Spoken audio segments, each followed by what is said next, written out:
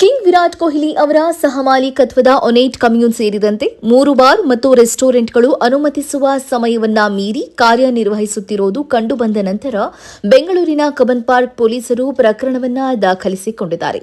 PSI Ashok Thakur ನೇತೃತ್ವದ police ತಂಡವು MG ರಸ್ತೆ ಬಳಿಯ ಕಸ್ತೂರಬಾ ರಸ್ತೆಯಲ್ಲಿರುವ ರತ್ನಂ ಕಾಂಪ್ಲೆಕ್ಸ್ ಕಟ್ಟಡದಲ್ಲಿರುವ ಒನೇಟ್ ಕಮ್ಯೂನ್ ಪಬ್ ಮೇಲೆ ದಾಳಿ ನಡೆಸಿದೆ. ಜೊತೆಗೆ ಪಬ್ನ ಮ್ಯಾನೇಜರ್ ವಿರುದ್ಧ ಕರ್ನಾಟಕ ಪೊಲೀಸ್ ಕಾಯ್ದೆ 1963ರ ಅಡಿಯಲ್ಲಿ ಪ್ರಕರಣ ದಾಖಲು ಮಾಡಲಾಗಿದೆ.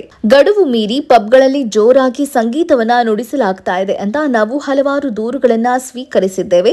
ಹೀಗಾಗಿ ನಾವು ಕೆಲ ಸ್ಥಳಗಳ ಮೇಲೆ ದಾಳಿ ಮಾಡಿ ಪ್ರಕರಣವನ್ನ ದಾಖಲಿಸಿದ್ದೇವೆ ಅಂತ ಹಿರಿಯ ಪೊಲೀಸ್ ಅಧಿಕಾರಿಯೊಬ್ಬರು ತಿಳಿಸಿದ್ದಾರೆ. ಬೆಂಗಳೂರಿನಲ್ಲಿರುವ ರೆಸ್ಟೋರೆಂಟ್ಗಳು ಮತ್ತು ಪಬ್ಗಳು ಗ್ರಾಹಕರಿಗೆ ಮಧ್ಯರಾತ್ರಿ 1 ಗಂಟೆಯವರೆಗೆ ಮಾತ್ರ ಸೇವೆಯನ್ನ ಸಲ್ಲಿಸಬಹುದು.